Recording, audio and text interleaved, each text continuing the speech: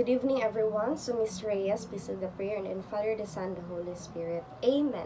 Okay, good evening, everyone. I am Aber B, Divinagracia, and we are the last group to present for this semester. But of course, before we introduce to you our main topic, or before we proceed to our discussion proper, let us have a quick introductory activity. So, this activity or this game is called the Word Recap Challenge. So this is to test if you can still recall all of our past lessons from chapter 1 up until to chapter 6. So we will be flashing words here in front. So what you're going to do is that you're going to give us an information, any information that you can remember or you can recall about this word. So for example, if I show you the word Urbana and Felisa, you can say that this story was under the literature of resistance, or this story was about the Urbana who went to the Manila to study, and their way of communication with her sister Felisa was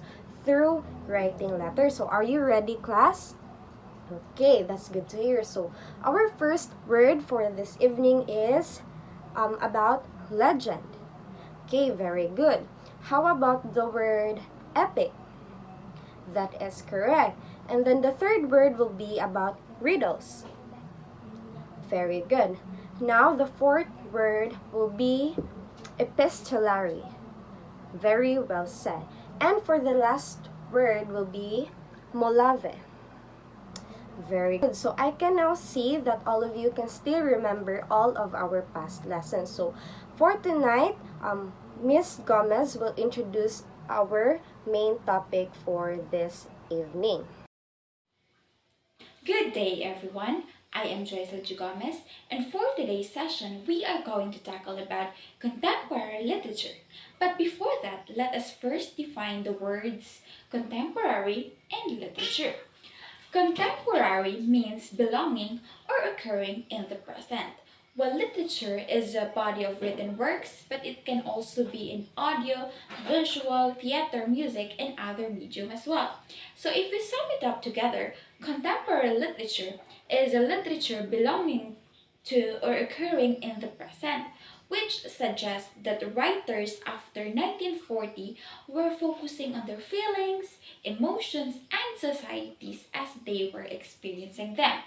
Contemporary literature reflects current trends in life and culture. It includes reality-based stories with strong characters and a believable story. It features somewhat modern narrative, and contains a harsher reality. Contemporary literature is composed of periods. First period is the rebirth to freedom 1946 to 1970, and will be discussed by Mr. Cortez and Mr. Marimat. Period of activism 1970 to 1972, and will be reported by yours truly and Miss Divinagracia. Period of this new society 1972 to 1980, and will be discussed by Mr. Andaya and Miss Dumao. Good day, everyone. I'm Lyster Aguilar. I am now going to report to you about the Revolt of Freedom during 1946 to 1970. The state of literature during this period. Filipinos had by this time learned to express themselves more confidently through literature. However, the country faced challenges such as economic instability, uncertainty about the future due to the aftermath of the Second World War, including the loss of many lives. These challenges influenced the literary state during this period. The new Filipino during this period. Philippine literature in Tagalog was revived during this period. Newspaper and magazines publications were reopened like the Bulaklak, Liwayway, Ilang-Ilang, and Sinagtala. Stories had better characters and events based on facts and realities, and themes were more meaningful. Novels became common, but still were read by the people for recreation. The Liwayway magazine established in the Philippines since 1922. So the founder is Don Ramon Roses. Si Ramon Roses ay isang tanyag na tagapaglathala sa Pilipinas. Itinuturing na lolo ng Pilipinong comics o lolo ng comics sa Pilipinas at magiting na matandang tao ng tanyag pagpapahayag ng Pilipinas or the Grand Old Man of the Philippines popular press. So he is recognized as a comic king. Liwayway is a leading Tagalog weekly magazine published in the Philippines since 1922. It contains Tagalog serialized novels, short stories, poetry, serialized comic, essays, news, features, entertainment, news and articles, and many others. In fact, it is the oldest Tagalog magazine in the Philippines. Japanese Imperial Army took over the supervisions of Liwayway and named it Manila Shibuya. The Japanese military had hidden agenda to use the Liwayway magazine, but iwan nila madayon nilang plano, iwan nila masakop ang Pilipinas, so nakuha ra Japon ni balik ni Don Ramon Roses. So the example of Liwayway magazine was ang si Ismail at ang gitarang ginto ng angel at tanging bilang ng pamasko. Okay, so the author for the story Daluyong is Lazaro Francisco. So Lazaro Francisco ay may 4 na anak na si Julio Francisco at Clara Angles. Siya ay isinilang sa Orani, Bataan, ngunit pumunta at tuluyang namalagi sa Nueva Ecija. Siya ngayon ay itinuturing na isa sa matibay na haligi ng panitikang Filipino. Kinikilala rin siya na ama ng kapatiran ng mga alagad ng wikang Pilipino at ilan sa mga isinulat niyang mga nobela ay ang mga Singsing sa Pangkasal, Bayang Nagpatiwakal, Sa Paanan ng Krus, Ilaw sa Hilaga, Binhi at Bunga, Cesar, Sugat ng Alaala, Ama, Maganda pa ang Daigdig at ang pinakahuli niyang nobela ay ang Daluyong. Makikita sa kaniyang mga nobela na pinayaman niya ang panitika ng bansa at sinubukan niyang pagandahin ang Pilipinong daigdig sa pamamagitan ng kaniyang pambihirang kakayahan sa wika at pakikisangkot sa kapakanan ng mithiin ng mga Pilipino. So here are the guide questions for the story Daluyong. First question is, who is the protagonist in the story? Second is, are there any Filipino values in the story and explain? Third is, what is the theme of the story? Fourth, what is the literal meaning of the word Daluyong and how does it relate to the theme of the story? And the last question is, what societal issues does the story tackle regarding the struggles of the poor and working class community? The story that we are going to discuss today is the story Daluyong by Lazaro Francisco.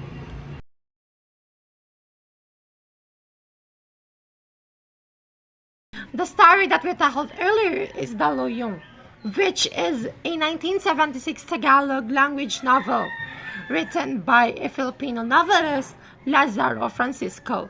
The novel was published in Quezon City, Manila, Philippines by the Ateneo de Manila University Press.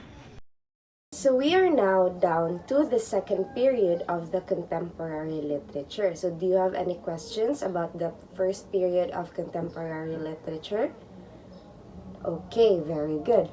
So period of activism. So if we define the word activism according to the Oxford Dictionary, activism is an action of using vigorous campaigning to bring about political or social change. So this will give us the idea that it was during this period where protest reached its climax, because according to the history of the Philippine political protest, actually protest has been going on in our country for the longest time already, but it reached its climax during the year of 1970 up until to 1972, which we call the period of activism.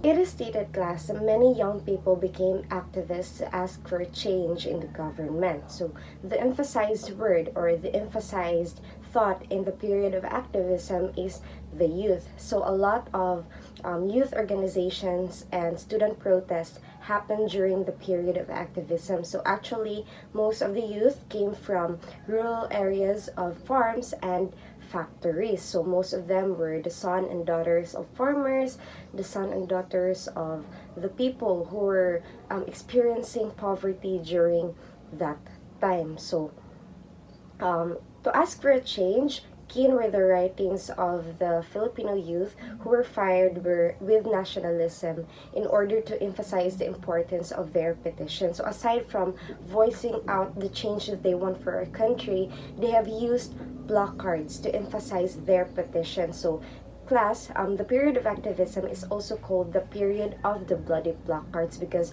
a lot of violent interactions between the people and the government happened during this time. That is why it is called as the period of bloody placards. So class, you might wonder why these people or why the youth were so keen to ask for a change in our country. So aside from the nationalism mentioned earlier, it was during this time where Ferdinand Marcos Sr. was the president. So I have mentioned earlier, right, that there are a lot of protest student organizations that most of the youth came from rural farms and factories. So few of the factors that pushed these people to ask for a change in our country is because of the low economic growth, the increasing poverty, oil price hikes, and then decreasing of workers' wages. And there was a study by the World Bank saying that poverty increased between the year 1972 up until to 1978. So you can think that these people were affected by what the government is doing for our country. So they had the urge to ask for a change. They had the urge to write their or to use placards to emphasize their petitions in order for the government to hear as to what they want for our country. So do you have any questions about the period of activism? Okay, so let us now proceed, or let us learn more about the period of activism, which will be discussed by Miss Joycel Gomez. Seed of activism refers to the factors that spark the social and political movements in a particular time or place. In the case of the Philippines during the period of activism, the seed of activism can be traced to a number of factors, including underspread poverty, corruption in government, human rights abuses, and the influence of global social movements. The seed of activism resulted in the declaration of martial law in 1972. Martial law is a substitution of civilian government to military rule and the suspension of civilian legal process to military power, which means that the authority is given to the military forces and they have the rights or the authority to implement some rules and regulations that the society or the Filipinos at that time would need to follow, that they need to follow. Former President Ferdinand Marcos declared martial law on the night of September 23, 1972. Though the announcement was made on September 23, the actual document had been signed the proclamation number 1081 on September 21, 1972. The revolution against the powerful forces in the Philippines can be said to be the monopoly of the youth in whose veins flow the fire in the earth. What Dr. Sarsal said of the youth being the hope of the fatherland is still valid even today. Youth became completely rebellious. This was not only in the bloody, as shown in the bloody demonstrations and in the sidewalk expressions, but also in literature. Campus newspapers showed rebellious emotions. They held bands and wrote placards in red paints, the equivalent word of makibaka, which is to dare. They attacked the ills of the society and politics. The literature of the activists reached a point where they stated boldly what should be done to effect these changes. Some of those who rallied to this revolutionary form of literature were Rolando Tinio, Rogelio Mangajas, Efren Abueg, Reo Alma, and Clemente Bautista. These are poet, artist, writer, author in this period. Writing during this period the period of activism is all about the experiences of the writers. Its theme is mostly about abuse, poverty, corruption, and violence. The irreverence for the poor reached its peak during this period of the mass revolution. It was also during this period that Bongo films discredit our race of Filipinos started to come out. So Bombo film was a Filipino film genre characterized by its gratuitous use of sex scenes. Beyond the commercial success of the films themselves, the provocative nature of the film, sexual content became a subject of extensive cultural debate because, as we all know, we Filipinos are very conservative, we are culture centered, and we are respectful and are not liberated. Therefore, when the Bombo films emerged or became popular, it gained a lot of criticism, and mostly are negative, since these films contains an inappropriate scenes that are that the masses or the Filipinos, some Filipinos do not agree with it. Therefore, in a way, it discredit our values of our image as a Filipino. Filipino, because Filipinos again are known as very conservative, well-mannered, and very respectful. So, the story that we are going to discuss under the period of activism is the story The Ritual. But before that, here is an information about the author of this story. So, he is Cirilo F. Bautista, and he was a Filipino poet, critic, and writer of nonfiction. He is a National Artist of the Philippines award was conferred on him in 2014. Bautista was born in Manila on July 9, 1941 and spent his childhood in Balik-Balik, Sampaloc. During the period of activism in the category of English short story, he won the first prize, which is the story The Ritual. So here are the questions that you need to answer right after we discuss the story. So first question is, who are the main characters in the story? Second, who is the author of the story? Third, what was the theme of the story? Fourth, do you agree with what Daleg did to change the faith of his village? Why? How was activism shown in the story? And last question is, why do you think The Ritual is the title of the story?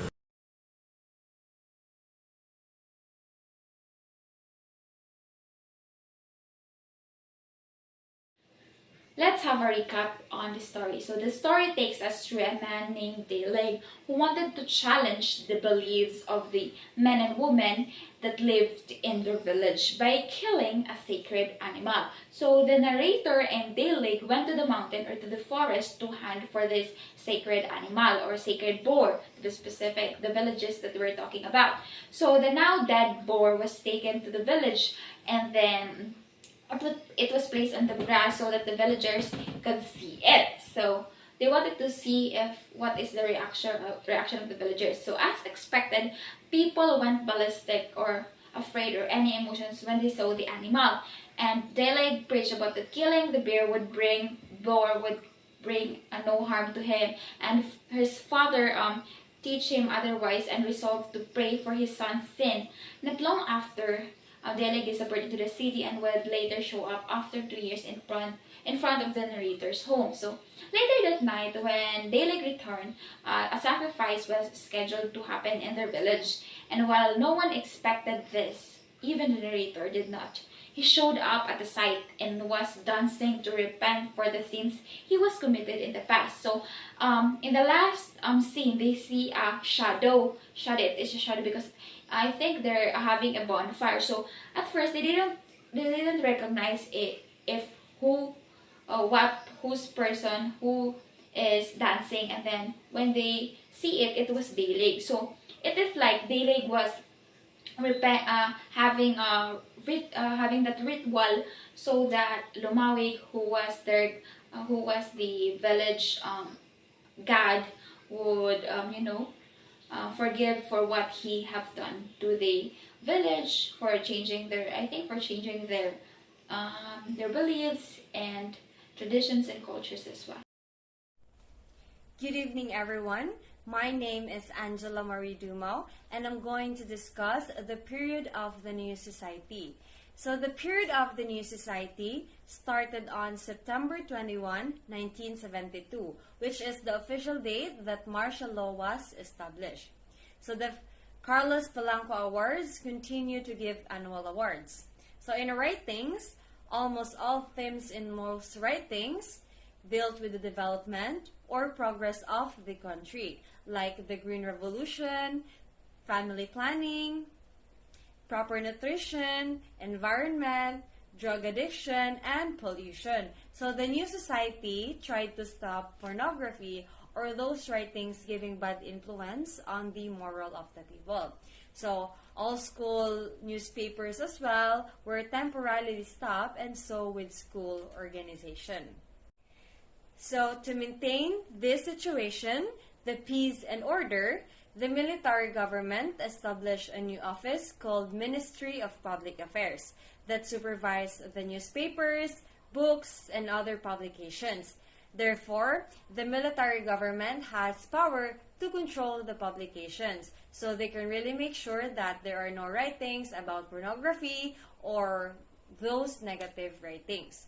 So placed under the period of the new society, the government took part in reviving old plays like the Sinaculo. So this plays, it highlights the suffering and the death of Jesus Christ.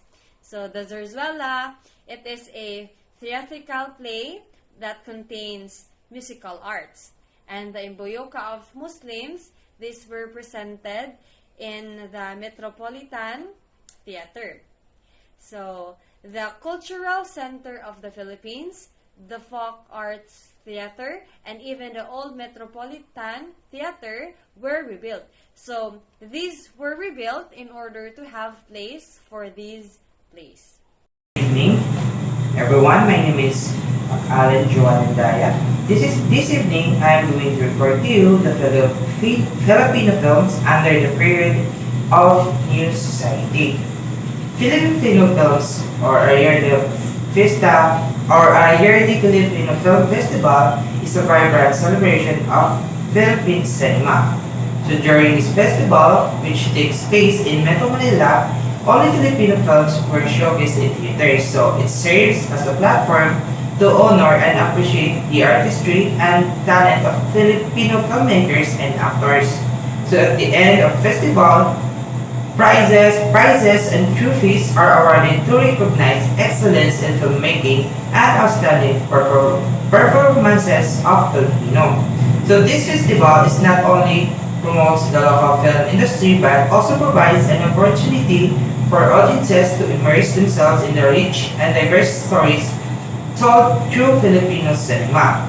So during this time, also new kind of films without sex or romance started to be made. And one of the best example to this is sa mga kuko ng liwanag.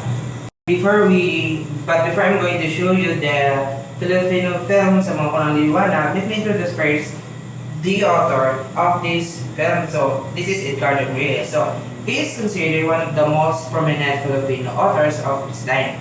So he is known for his realistic and socially relevant works that explore the struggles of the common people in Philippine society. So his writing style, Reyes' writing style often incorporates vivid descriptions, strong character development, and a deep exploration of social issues such as poverty, corruption, and injustice. So his works often highlight the resilience and strength of the marginalized sectors of society. So his other notable works besides sa mga kuko ng liwanag or In the Close of Brightness, Reyes has written numerous acclaimed novels and short stories. So some of his other notable works include sa mga ibong mandaragat or birds of prey, luha ng buhaya or crocodile tears, and especially the Maynila sa kuko ng liwanag. So which is a film adaptation of his own novel. And also his social advocacy, Reyes' works often shed light on social issues and aim to create awareness and empathy among readers. So he has been praised for his ability to tackle sensitive topics and present them in a thought-provoking and compassionate manner. And of course, let us not forget the director of this film, which is Leno Brack. This is, Leno Brack is his pen name, or yes, but this is his real name. So Leno Brack is a pioneering filmmaker. He is recognized as one of the pioneering figures in the Philippine cinema. So his works have contributed significantly to the development of the Philippine and independent filmmaking and the exploration of social realism in film. So his filmography, apart sa mga kunang liwanag or in the flaws of brightness, Leno Brack has directed and produced a diverse range of films, including the Tinimbang Ka, Ngunit Kulang, or in English, You Waited But Found Wanting. And the second one is Insyang, or The Jaguar. And the third one is The Bayan Ko, or in Philippines, My Country, Creeping the Knife's Edge. So, Leno Brack influenced on Philippine cinema. Brack's films are known for their gritty realism, compelling narratives, and socially relevant themes. So his works often depict the harsh reality faced by the underprivileged in Philippine society and shed light on the systematic issues of contribute to their struggles. So his awards and recognitions, Brack's films have received critical acclaim both locally and internationally.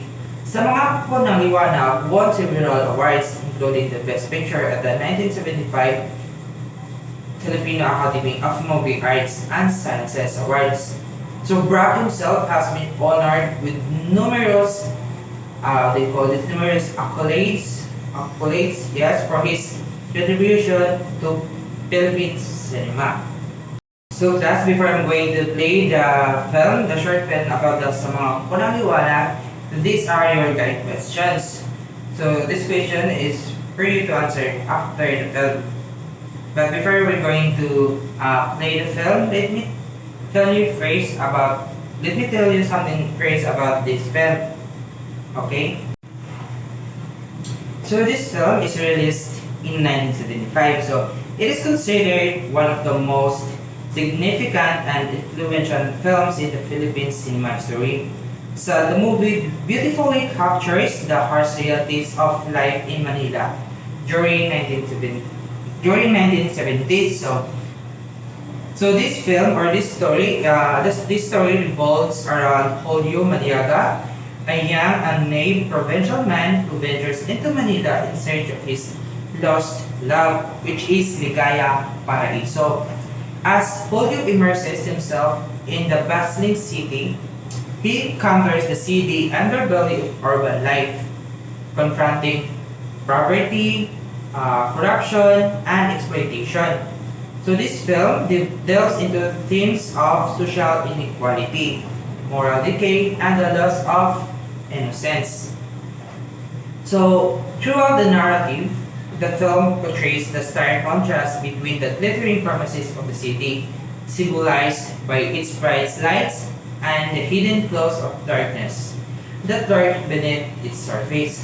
So, Julio's journey becomes a reflection of the struggles faced by countless individuals who migrate from from rural areas to urban centers.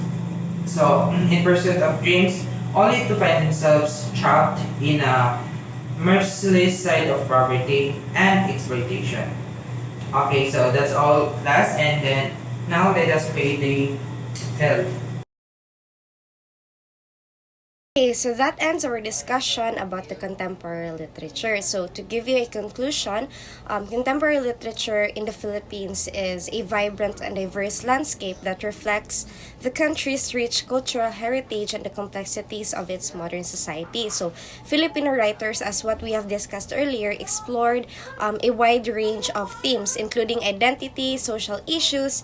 We have history and their personal narratives, often blending traditional storytelling techniques with innovative forms of expression. So they tackled topics such as colonialism, political unrest, social inequality, and the Filipino no sense and depth. So Through their works, Filipino authors challenge conventions, push boundaries, and offer fresh perspectives on the Filipino experience. So, the emergence of new voices and the recognition of marginalized voices have brought about a more inclusive literary scene. So, contemporary literature in the Philippines is a testament of the resiliency and creativity of Filipino writers, leaving an indelible mark on the global literary landscape.